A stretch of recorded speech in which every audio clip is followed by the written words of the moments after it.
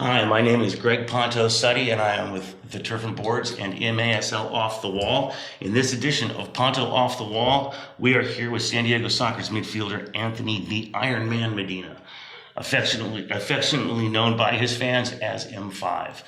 Anthony, it has come to my attention that your friends and teammates call you AJ. Can I call you AJ? Yes, you can. You have the privilege. All right. Thank you. You're welcome. Welcome. Thank you. This is a real treat for me to be able to sit down with you. Allow me to start by saying, since the current incarnation, and I want to apologize here to the viewers, I'm doing some more reading here than I usually do because I just don't want to forget to mention some things here with AJ. Since the current incarnation of the San Diego Sockers, you've been my personal favorite on the field.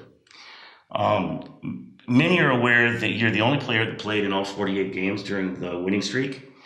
That winning streak, for those of you that may not be aware, is the longest winning streak in American professional sports team sports history. And I want to read the account of that that's out of the program that the Sockers have.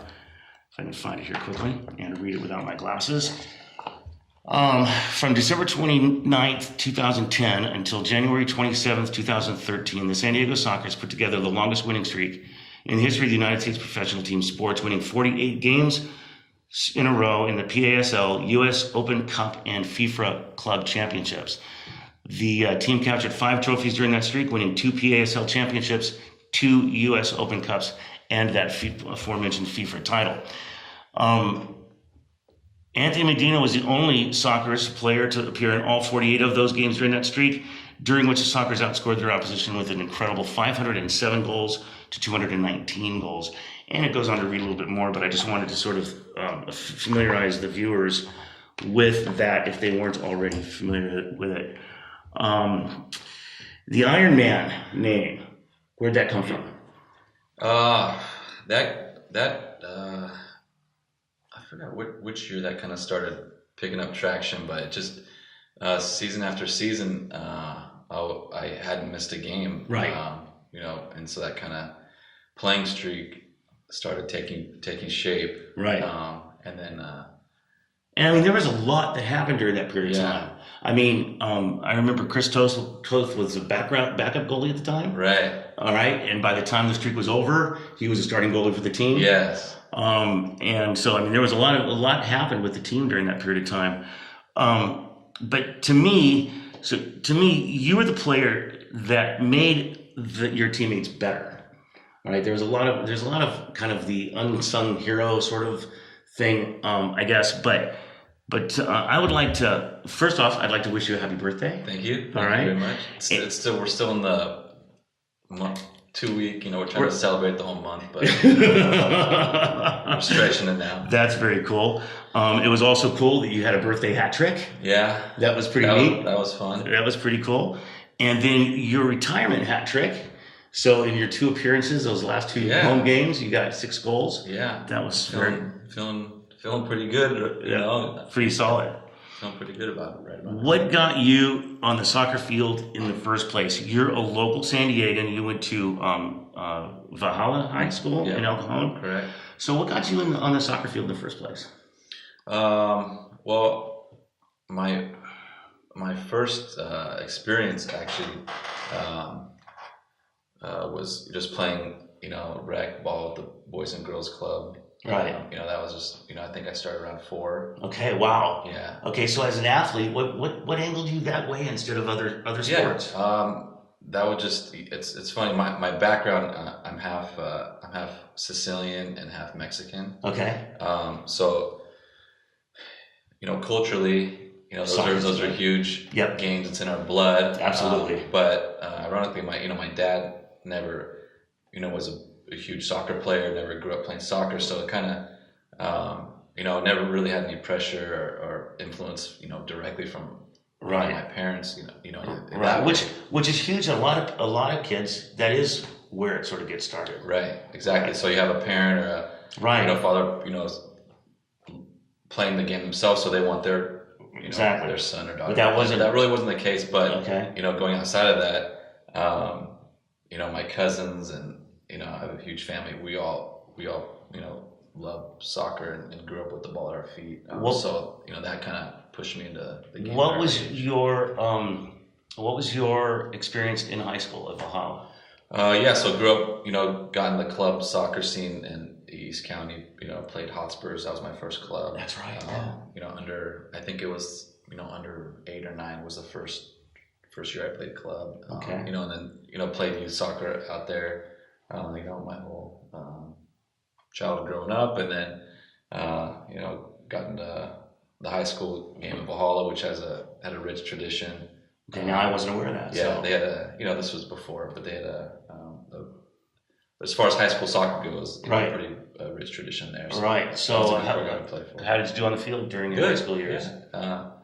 I had a pretty successful high school campaign. And, Right. did well there. You then went to the University of San Francisco. Yeah, I went to University of San Francisco, and I wanted to stay local if I, that was my first option. Right. But this opportunity came up there in San Francisco, and the coach at the time was Steve Negoesco, Okay. who had been around for forever And had success there too. and had success there. So that was kind of kind of came off, out of nowhere, that opportunity, but went up there and got to play for a great program. Well, and you also got some awards while you were there. Talk about that. Yeah, I got a few All-American, all-conference. all conference. Right. I ended up being the team MVP up there and got to play for a fantastic program. And Steve at the time when I was there, he was the most winningest NCAA coach. Really? Well, that's impressive. I didn't know that. I had a great time up there. So now, we spoke a little bit before we got started here, and I told you that it was a little difficult for me to find a lot on your history between playing for the University of San Francisco and signing with the Sockers. Can you talk about that period of time? Sure. So coming out of college, I had a pretty good, successful senior season, so there was some opportunity to keep playing pro outdoor. Right. And at the time, the MLS was in shambles, and it was very, the league was contracting, so I wasn't sure, what the best route was to try and continue playing. Which is a huge decision to make. Yeah.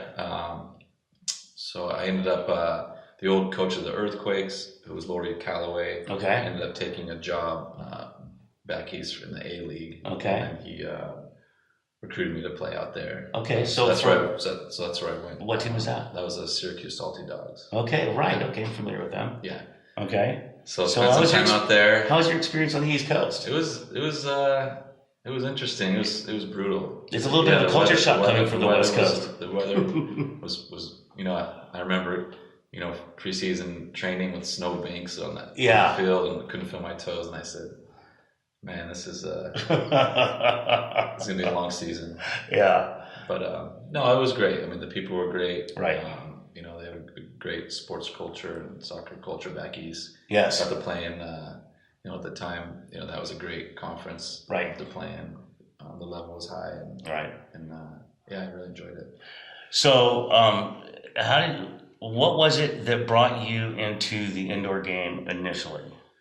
Well, I had grown up playing indoor. Oh, really? A little bit here and there. I played, which is funny, with the junior soccers. Right. Which was a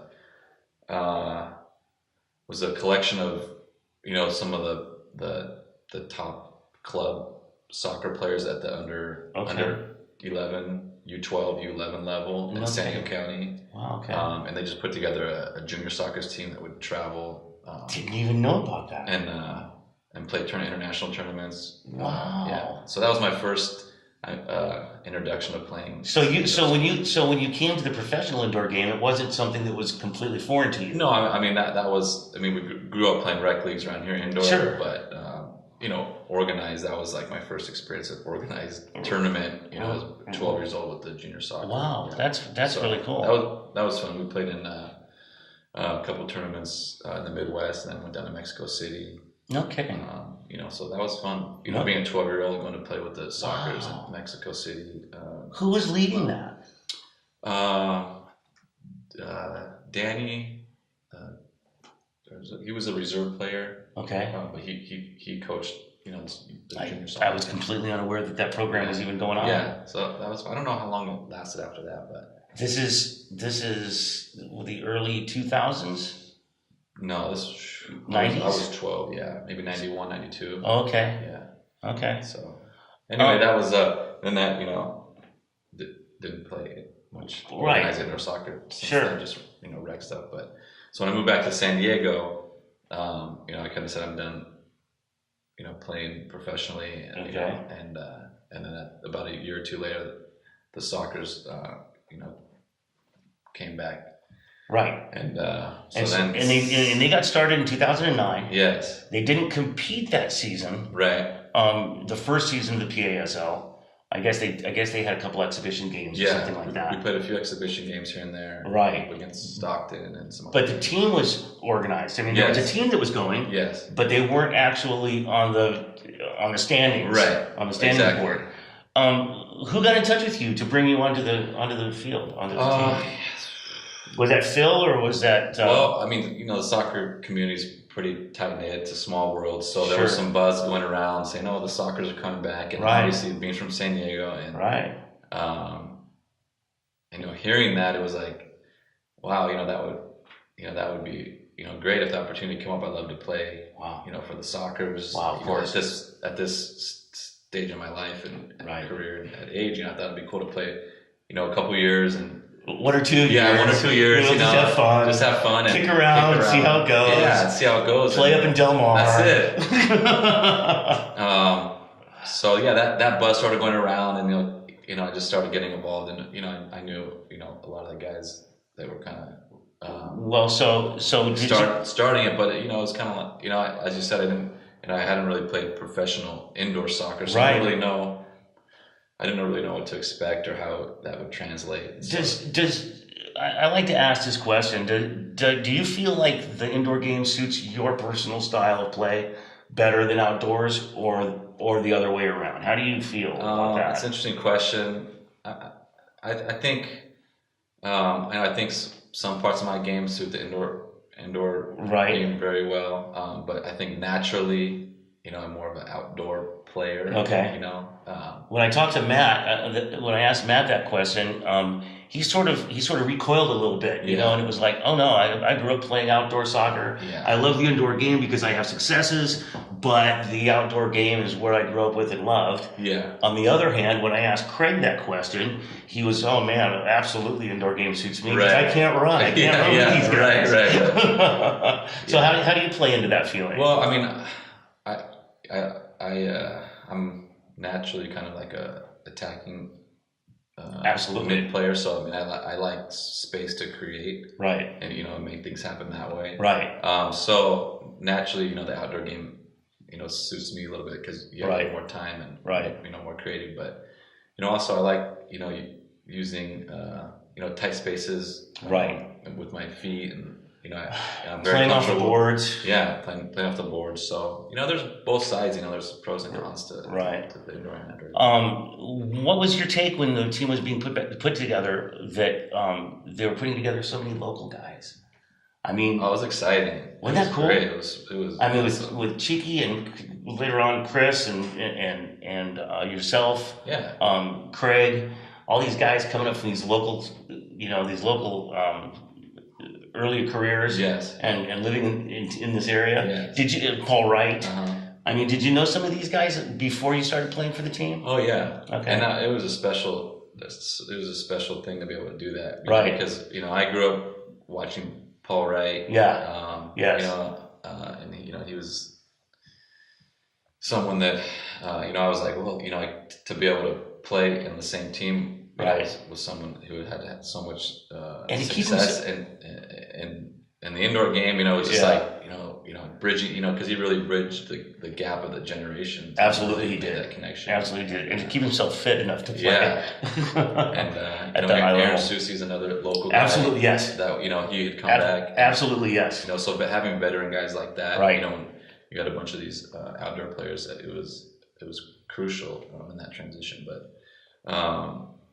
But yeah, getting together a group of all local guys. Right. That, we all grew up playing against each other, you know, in the youth game. That's what and I then would going expect. away to college and Sure. playing against each other, you know, because a lot of us played in the West Coast, Right. you know, colleges or conferences. Wow. And then to be able to come back, you know, and play on a professional indoor team together. It Right. was like, it was, So there's, I great. would assume that there's a little bit of what's the word I'm looking for?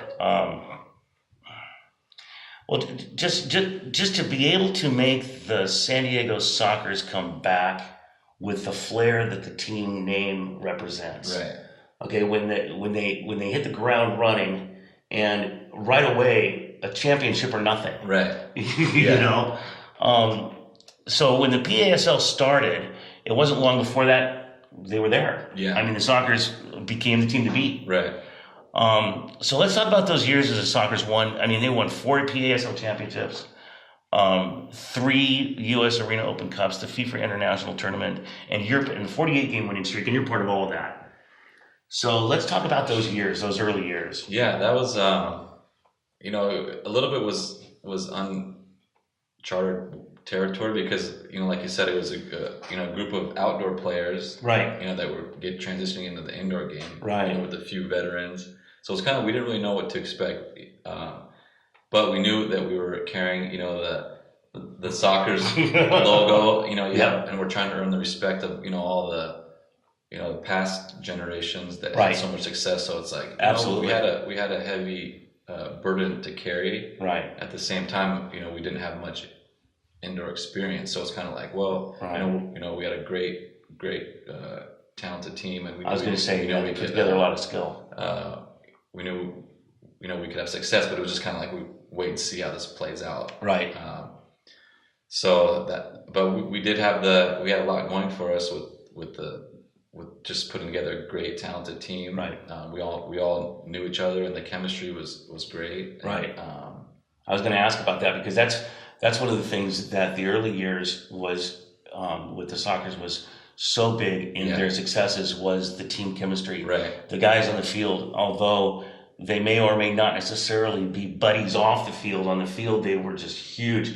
But that didn't translate in the early years with this incarnation. There was a different angle, and that was, it seemed like you guys were buddies. Yeah. Not just did you have chemistry on the field, but it seemed like you guys were playing for each other as a brother off the field too. Right. That's the way it appeared as a fan. Yes. So, but now there, 1 championship, 2 championships, U.S. Open Cup, another championship, U.S. Open Cup.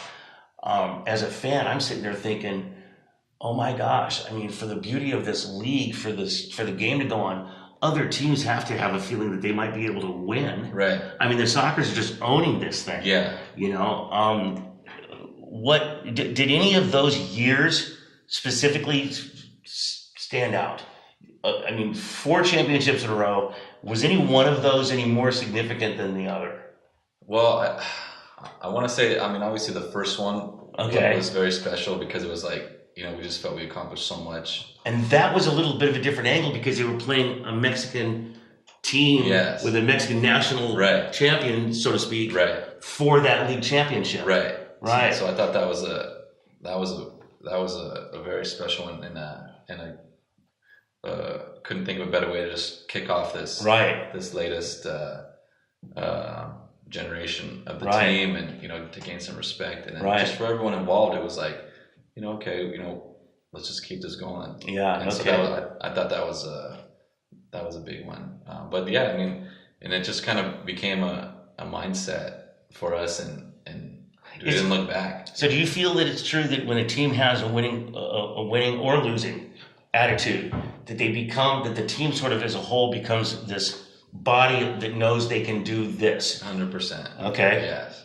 All right. Yeah, and I think after the first, second year, and just, you know, we just gained that. Yeah. Had that mentality, had that fight, and it was just, you know, no one's, you know, we don't care who you are. Not that we had a swagger. Yeah. No, we're gonna hand it to you one way. So what would you say to those that would argue that those years had a limited level of competition?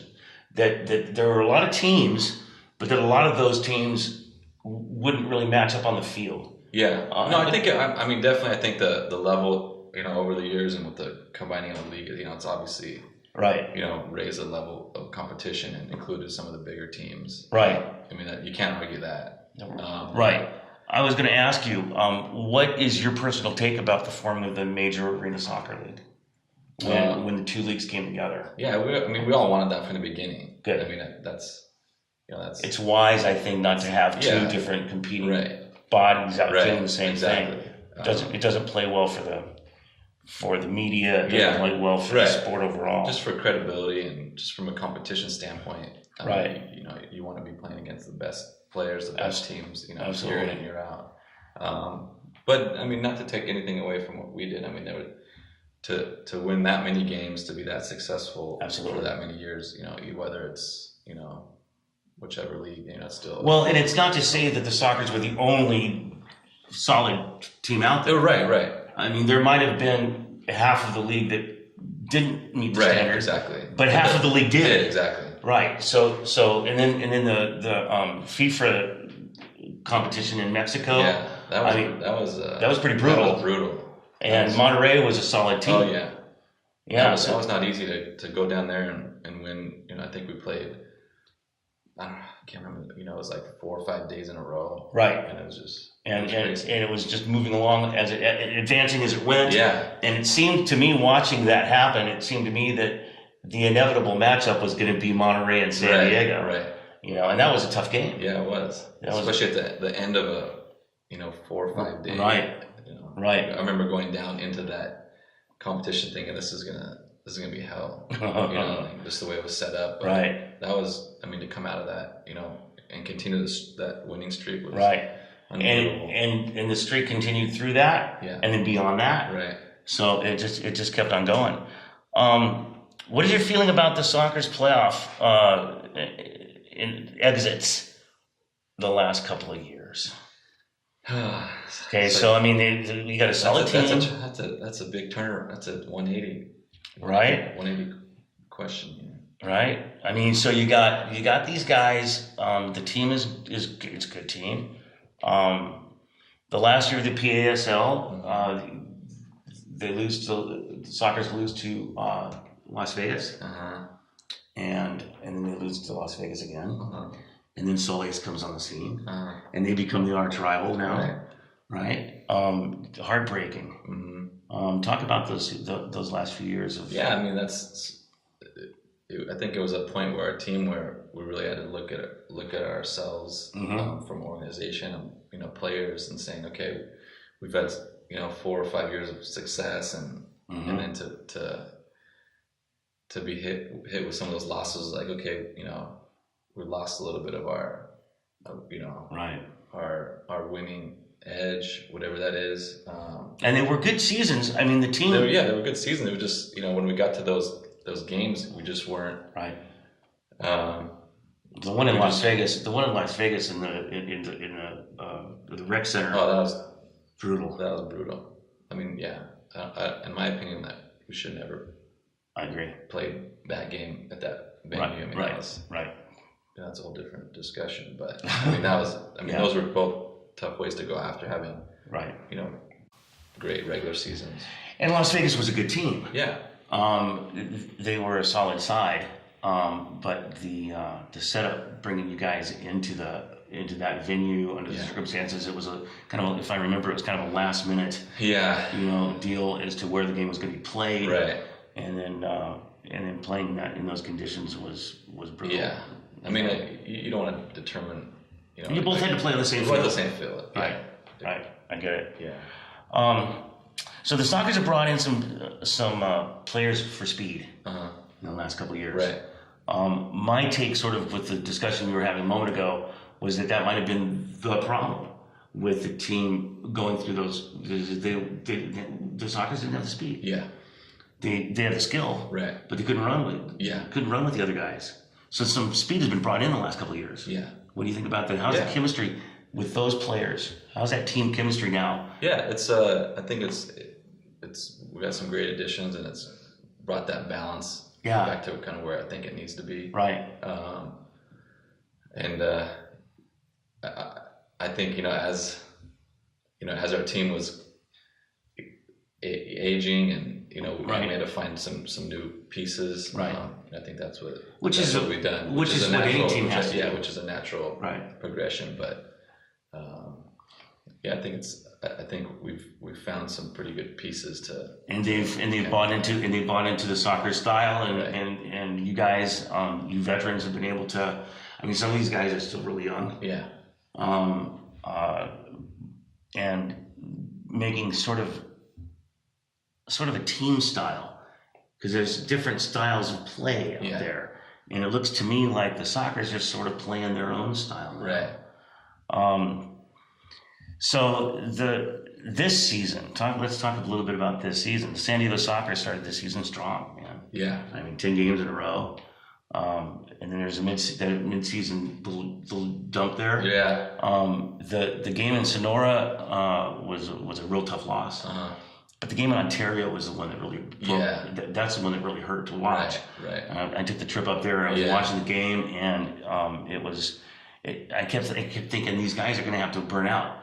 Ontario's going to have to burn out. They're going to have to eventually burn out, but they never did. They kept pressing. But then the team's back on track now. We got 7 in a row, won the division title, home field advantage as long as we can get away from not having to see Monterey. Yeah. So talk about this season as a whole. Yeah, I mean, as every year, I think this season we have expectations. Okay, we need to make it happen, and have a successful season. So that was the pressure going into this season. So it was important to get off on the right foot, set the tone, let people know that we're going to be a real contender. How was the feeling in the locker room during that streak or that downside? After we picked up the loss? Yeah, the couple of those. I mean, the season it's ups and downs, and it's about gaining momentum and peaking at the right time. That's right. So I mean, they were unfortunate losses, and weren't ideal, but I think a good team can rebound from that. Absolutely. And put it behind you. So there was some discussion. It was a good test, especially taking a loss from there, then going down to play Monterey. I mean, those are games and road trips that'll really test your team, see what you're made of. Absolutely. So hopefully, we learn from our mistakes. Yeah. Then, so when it comes to the point where it really matters, right. Right. It's okay to lose that game in Monterey as long as when you go back and you beat them. Exactly. And now you've seen them. Exactly. The team knows that team. Right. Play them once. Play them on their turf. Right. If it does happen that the Sockers have to go back down to Monterey, it's not going to be foreign territory. Right. The guys have been there before. Yes. Been there, done that. Yes. So that loss was good as long as we use it to our benefit. That's right. So we'll see about that. The peaking at the right time. There was a lot of discussion in mid-season among the on social media that the Sockers had peaked too early. Yeah. And that you don't want to peak in the middle of the season, right? Kind of thing. So let's roll that forward to where the team is now. I mean, how do you feel right now? I mean, is the team in the gel? I mean, are they in the zone? Are they in the right time peaking? I think that you don't want to play your best soccer at the wrong time. Right. So I mean, obviously you want to save. A team will go through a span of 3 or 4 games where it's just everything's clicking and everything's going our way, and I don't think we've really seen that yet from this team. Okay. I mean, we put together some great stretches of games and picked up some wins, some key wins. But I in my opinion, and I'm hoping this is true, but we haven't seen our best soccer yet, and there's no better time to put it together than right now. The next 2 or 3 weeks or 4 or 5 games. So absolutely, it's a whole new season, and hopefully we can put it together. What would you say to those that argue that stats don't matter? As you say, it's a brand new season. Everybody's 0-0. The win-loss record is gone now. Right. All you did for the regular season is you got yourself a home field advantage or not. Right. I personally, I hear those things and it's like, really? Are you kidding me? Yeah. Obviously, this is a better team than these guys. Yeah. But at the same time, anything can happen on the field. Yeah. Right. So how do you feel about that? Yeah. I mean, don't get me wrong. I mean, you draw on what your team has done the whole season or the past. Right. I mean, you use that momentum. Absolutely. You use the form of the players. Because half the battle is mental once you get to that point. Mm-hmm. So I mean, who's mentally stronger. Which players mentally are fit and can go out and get the job done. So that kind of carries over. Right. From how. How the physical mental side of the team and the players are going in. But as you said, it's like, it's on that given night, especially indoor, anything can happen. So you gotta be ready to roll, and there's no tomorrow. Was there a preference, a personal or team, between Ontario and Tacoma in the first round of the playoffs? I think we're familiar with both teams, so I mean, we were ready for either one. Right. But I mean, if you look at it, I mean, for some reason, I think we match up or have had more success against Tacoma. Right. It's not to take anything away from them because they're a good team. But if you look at some of the games we played, we just almost surprising me, actually. Yeah, I mean, there's no, you can't really pinpoint it. I know. But Ontario's, they got a solid little team, and they provided us with some issues as well. But like I said, when the playoffs happen, it doesn't well, matter. I'm not the expert on team rosters, but the familiarity with the players on Tacoma. A lot of these guys are buddies. Sure. Right? I mean, a lot of these guys are former Sockers. Right. Does that play to the advantage of the Sockers, knowing these guys and knowing their style? Yes. Does it play also to the advantage to them, knowing your style? Yeah, it could go both ways. Right? Both ways. Because we're so familiar with a lot of the tendencies and a lot of their players. You can plan for it and come up with a game plan. Yeah. That should, have some success with that. But, at the same time, they could say the same thing. So. Sure. So this is not in my notes, it just sort of came to me. Talk a little bit about spending these last, was it 9 years or 10 with the Sockers? Is it 9 seasons? Okay. But our seasons kind of overlap the years. So. Okay. We're set to be about 10. Playing side by side with Craig Childs. Mm-hmm. Talk about every year in and year out, you and Craig being there together. Yeah, it's been fun, man. Yeah. It's been an incredible journey, and I know when we both kind of got in the indoor game, he was obviously a little bit younger, so he was eager to get going, but and make his mark in the indoor game. But it's been an incredible journey. Yeah, a lot of fun playing alongside Craig. We've had a lot of fun. And just to see to build up the Sockers franchise and bring it back and have so much success. And you have done that. I mean, in spite of what some people from the other teams, fans from the other teams might want to tout their own horns and stuff. There's a few. Sure, Baltimore's won a couple of championships. Yeah. So you're willing to, you're able to wave your flag. Right. You've got 2 championship trophies. Right. But the San Diego Sockers have definitely become that team again. Yeah. That is a respected side. Right. It's when the roster comes out or when the schedule comes out, that game is circled. Yeah. Right. And that's another thing that's every time like every time we play a team, it's like sometimes that's the only game that matters for their season. So I know. You have a target on your back. You have to be ready to come to play every game. Otherwise, Otherwise you get beat. You get beat. Yeah. San Diego's got the top defense in the league. Yeah. Talk about what that has been from the management down to the players, the commitment to make that happen. Yeah. Because it's not just the goalies. The goalies are awesome. Right.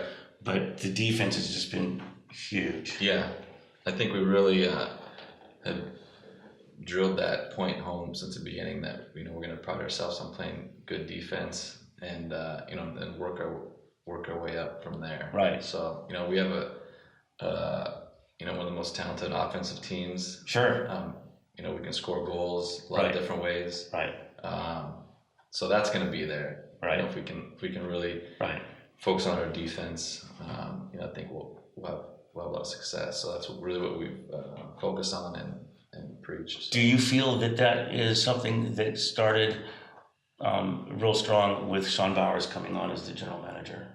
Yeah, I think Sean is a defender at heart. So right.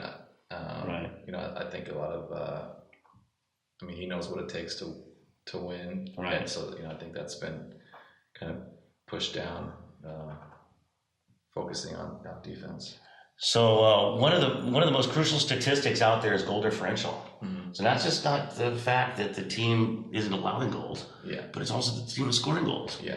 And the Sockers finished the regular season with the best goal differential in the league. And aside from head-to-head, that is the tiebreaker. Now that's probably not going to come into play with the seeding and stuff like that in the playoffs. But I just think that's a huge statement to be made for the team. But talk about the team's winning commitment this year to the Ron Newman Cup. Let's just touch on that just a little bit. Yeah, sure. I think it's been too long since we've been able to lift that trophy. So I think each year that goes by that we fall a little bit short, and that also mounts of pressure to get back there and have a finish out on top. That's the goal every year. So just like every year, the pressure and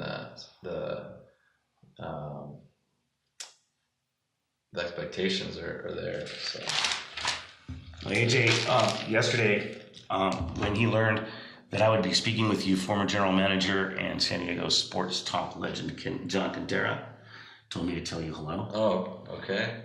He asked me to extend to you his best.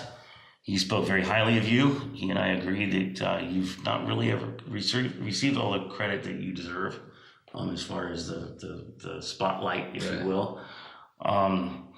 And I'm certain that your teammates hold you in extraordinarily high regard, as do I, as far as the way that you've played and the way that you've anchored the team in the last decade. And it's been, it's there's no bittersweet about it. It's hard to see you retiring. And as a fan of the team and as a personal fan of yours, it's hard to see you retiring. But it's, I'd like to see, I would very much like to see the team give you this going away present of being able to hoist that trophy again. Yeah. Right. Well, thank you for your words and being a supporter of the team, and and I know you've been behind me my whole career, so I appreciate that. Right. And the nice words from Mr. John Cantera, the big man. Yeah. So. Yeah. That was an interesting period of time because it was neat to see what his input for the team. Yeah. And what he could do as a general manager for that time. I think he was the right man at the right time. Right. To lead the team at that point in time. And as I said, he spoke very highly of you. He wanted to make sure that I extended that to you. And to close, we spoke a little bit about our shared faith. And I don't want to bring this up a whole bunch. It's not a place, I think, format necessarily or form for that. But I just want to lift you up in prayer to the Lord, our Lord and Savior Jesus Christ, and what you've done. Thank you. Your continued love and compassion for your game. Thank you. A good future. Thank you. And thanks so much. Yeah, you got it. For coming and visiting with me today. This has been Greg's study with Sockers midfielder Anthony Medina, that I now get to call AJ. Thanks very much for watching. All right, man. Remaining from the Valley View Casino Center. Talute blows by his man to the back post, and it's a tap-in. It's going to be Anthony Medina with his first goal in 3 games, but that was all the work of Max Talute. Shall we say? Talute's played in. Still going Talute, lays it off for Medina. Gorgeous team goal from the San Diego Sockers. Talute So unselfish. Medina the beneficiary. Look at Toulouse take advantage of the field. Lute sends it to the back post. It's another gorgeous goal off the counter. The Valley View Casino Center erupts again. It's 7-3. 4 restored. Clear sides it through. And this is Medina. It's his second. And it's the Soccer's 8th. Turlock caught too high. Can Luan Solis Oliveira punish him? Over to the far post. Back in. And the only question I have now is whether Oliveira or Medina got the final touch, but they won't care. Medina, he's looking for his second, and he gets it. The corner. Has his pocket pick, but he wins it back, Medina! Oh, and baby! gives the Sockers a 2-1 lead. M5, baby! There he is, the man I was talking about. So clutch throughout his career. He brings calm and serenity to chaos. And he brings brilliance to the pitch here at Valley View Casino Center tonight with one of his great strikes, upper V, top shelf black label whiskey. He does it all. Turns toward the middle. Now Medina tries to chip it over. Goal. Wow, what an incredible goal. He did chip it over a Tacoma Stars defender and to Craig Childs, who gets the hat trick. And the Sockers have a 7-4 lead, 9:35 left. And Anthony Medina, once again, an amazing assist, just flicks the ball over McCluskey's head. Childs across, shot off the mark, headed down, ball in the middle, oh, goal! Anthony Medina with the game winner. Are they gonna wait? Nope, they're heading off, okay. Game Sockers. 8-7, they take game 1 of the MASL playoffs on a crazy series at Craig the end. Childs with the amazing assist. Smart little touch off by Hughes. And what a pass that was from Pereira. And deservedly so. The opening goal for the Sockers. M5 scores it, but Nick Pereira deserves all the credit. Handled a hit like that. Maybe made that look easier than it probably was. And here's Medina. Medina puts it in the back of the net. And it's 4-1 San Diego. Text message. I'll get back to that in a second. Slotted in. Excellent work by Anthony Medina to muscle off the challenge and then find the corner, leaving Casillas for dead. And the Sockers have a 2-0 lead with 6 minutes left in the first half. Sockers got numbers on the right side, off the boards in front goal. They caromed it off the boards. Childs knocked it off the side. And Childs will get the assist in the goal to Medina, that is. That's a great ball to the back post, and the Sockers are in front once again. Piffer 2 touches forward, straight away, into the crease. Deflected ball to Medina, turns, shoots, and scores! Anthony Medina from Luis Piffer at 11:05 to make the score 6-2 San Diego. Hughes speeding to left wing, coming into the far corner, ball off the goal wall, hard, header Medina! M5 from Hughes, a pretty header to put the Sockers up 12-3.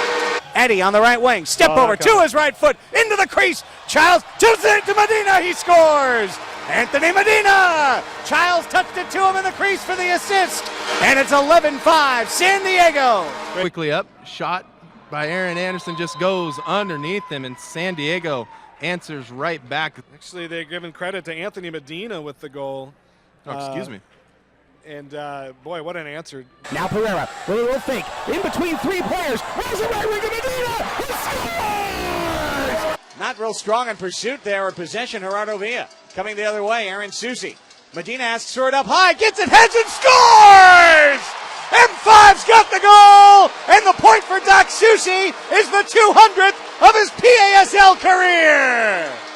Ryan behind him finds Craig, in to Medina, who scores! M5's got the goal, 5th point of the night for Childs. It's 12-4. From his head coach Phil Salvaggio after the game in St. Louis. Definitely earned his cap tonight. And good for him. Step over, Velez to the back post! Anthony Medina's got the goal on a perfectly routine play.